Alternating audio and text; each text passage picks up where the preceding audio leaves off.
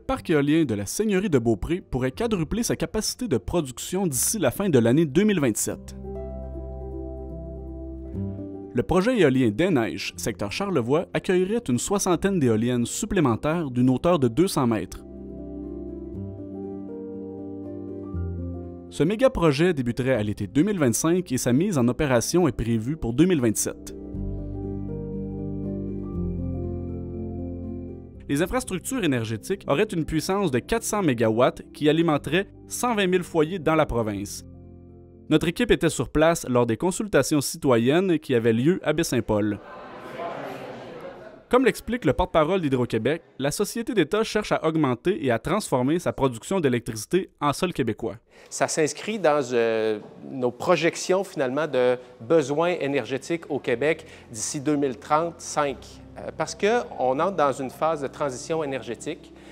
C'est pas seulement le Québec, c'est l'ensemble des provinces, même l'ensemble des pays modernes du monde qui ont besoin de se départir de leur dépendance aux énergies fossiles pour s'en aller tranquillement vers les énergies vertes, les énergies renouvelables, vers l'électricité.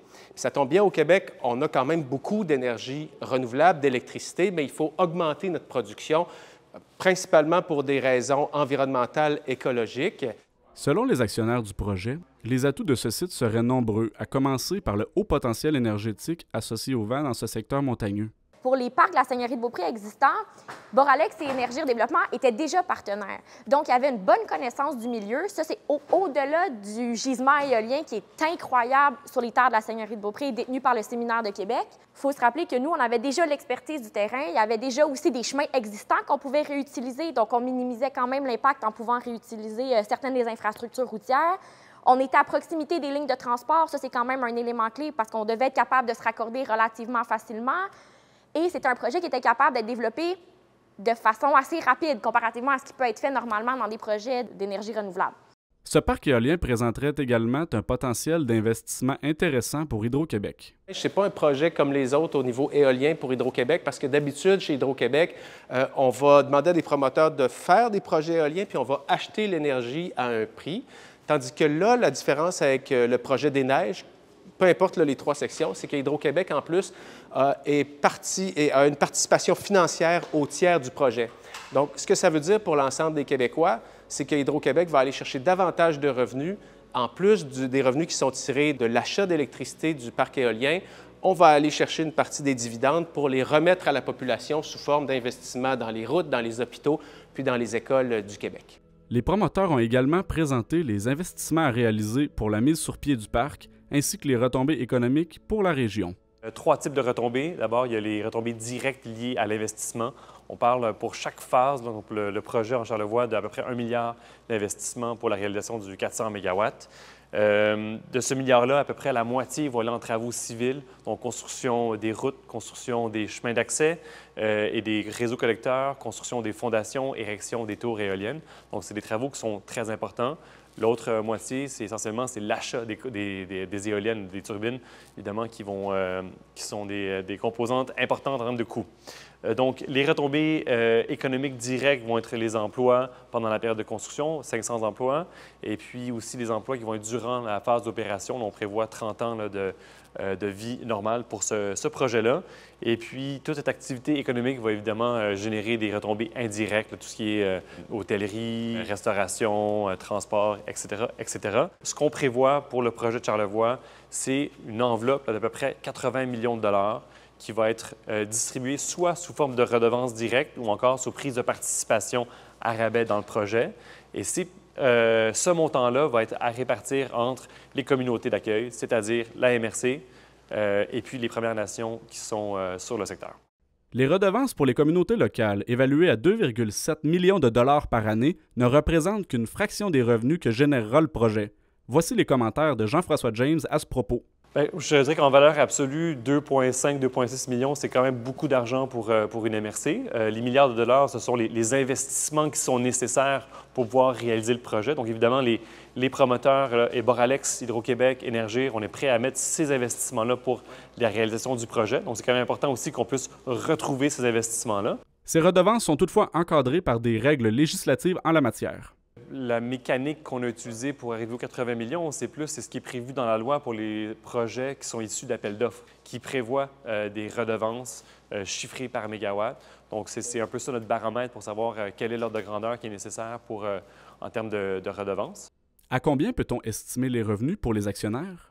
Non, bien ça, ce n'est pas des chiffres qu'on dévoile à l'heure actuelle, mais ce qu'on peut vous dire, c'est que le projet éolien des Neiges pour Hydro-Québec, pour les actionnaires d'Hydro-Québec, qui sont l'ensemble des Québécois, les prix qu'on a négociés avec les promoteurs sont très avantageux, puis ça va donner des retombées pour l'ensemble des Québécois.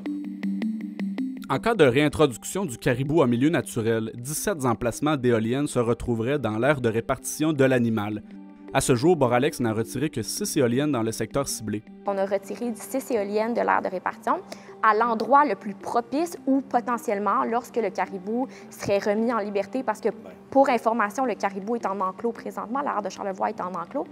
Puis, ce qui a été présenté dans le plan de rétablissement du caribou, c'est que pour que le caribou puisse reprendre ses activités, il faudrait un territoire qui serait perturbé à maximum 35 % À la Seigneurie de Beaupré, en raison des activités forestières et récréotouristiques, on est à 92 % de perturbation. Donc, ça, c'est même pas en lien avec le parc éolien, c'est vraiment en lien avec les activités de la Seigneurie de Beaupré. Comme on est à 92 % c'est pas le territoire le plus propice pour le caribou. Donc, c'est notamment pour ça que le projet est exclu du plan de rétablissement du caribou. L'endroit où on a décidé de retirer les éoliennes, c'est l'endroit le plus propice où, advenant que les caribous étaient remis en liberté, ça pourrait être un endroit qui serait propice, potentiellement. Donc, c'est comme ça qu'on a fait le choix. D'autres mesures d'atténuation d'impact environnemental ont été présentées, notamment en ce qui a trait à la grive de Béquinel et aux chauves-souris. Les préoccupations entourant la modification des paysages charlevoisiens ont aussi fait l'objet d'études. On a communiqué notamment avec les MRC, les élus municipaux provinciaux. On a parlé avec différents groupes de citoyens. On a parlé avec des groupes ciblés en fonction des différents groupes d'intérêt. Il faut noter aussi que l'éolienne la plus proche d'une résidence permanente serait à 3,9 km. Donc, serait peu perceptible à cette distance. Oui. On est toutefois très conscient que les éoliennes, ça se voit, c'est certain.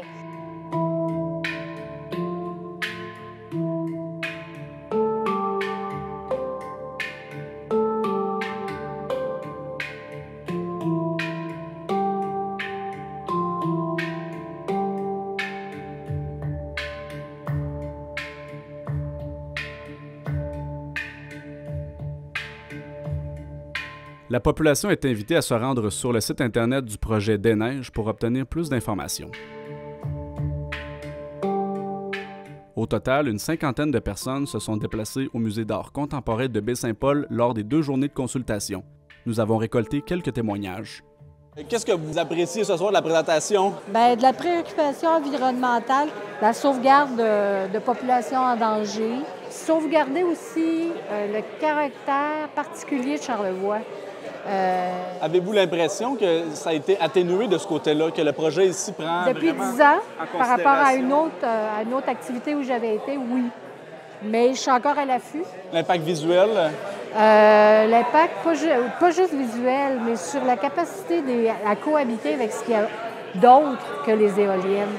J'entends les milieux humides, j'entends la grive, j'entends le caribou, les chauves-souris. Pour moi, si ces animaux-là ne peuvent plus cohabiter dans un environnement, c'est l'humain aussi, et le prochain, là. On est tous des mammifères, là. Oui.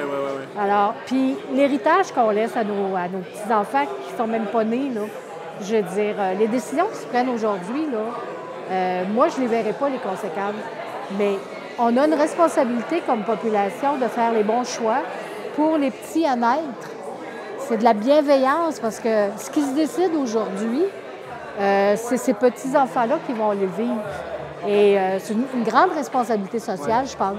Est-ce que vous repartirez ce soir avec des craintes ou des questionnements en lien avec votre soirée? Bien, ce que je dirais, c'est par rapport aux préoccupations qu'ils ont, je vais suivre si effectivement les réglementations et puis les normes sont respectées. Okay. De dire une chose, de l'annoncer, c'est un premier pas. Mais il faut suivre le projet, comment il se développe, pour s'assurer que ces choses-là sont respectées.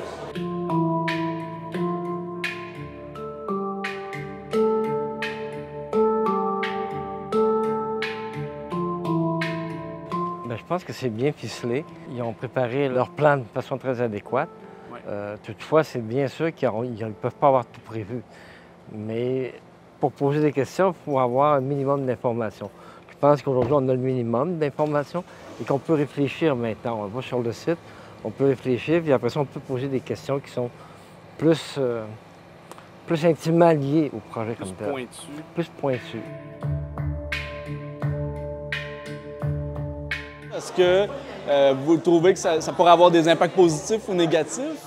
C'est sûr que quand on touche au paysage, c'est dur que ce soit positif. Mais je pense que dans l'ensemble, comme on a besoin d'énergie beaucoup, je pense que ça peut être acceptable. Moi, je calcule qu'ici, on est un milieu quand même intéressant au niveau particularité touristique et qu'on a gardé notre environnement d'une façon assez intégrale, malgré les impacts humains.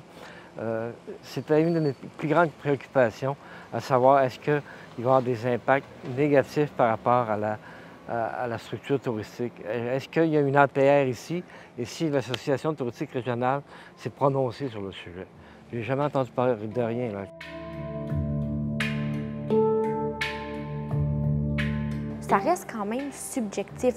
Il y a des gens qui aiment ça. Tu sais, ça reste quelque chose d'assez subjectif. Puis il y en a qui aiment, il y en a qui n'aiment pas.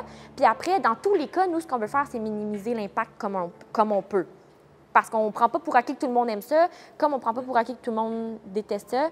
Mais dans tous les cas, on essaie de minimiser l'impact sur le paysage. Nous avons également sondé les gens à propos des retombées pour la région. Je trouve ça bien, sauf que on dit 80 millions en 3 ans. J'ai pas voulu poser en 30 ans, mais j'ai pas voulu poser la question parce qu'on ne connaît pas la répartition. On ne sait pas combien va à MRC, combien va aux Inuits, mais c'est quand même mieux que rien. Hein? Et on parle très peu de l'aspect politique de la chose. Ouais. J'aimerais qu'on soulève. Au niveau des redevances, par exemple? Au niveau des redevances, je trouve que 80 millions sur 1 milliard, c'est peu. C'est peu. C'est peu.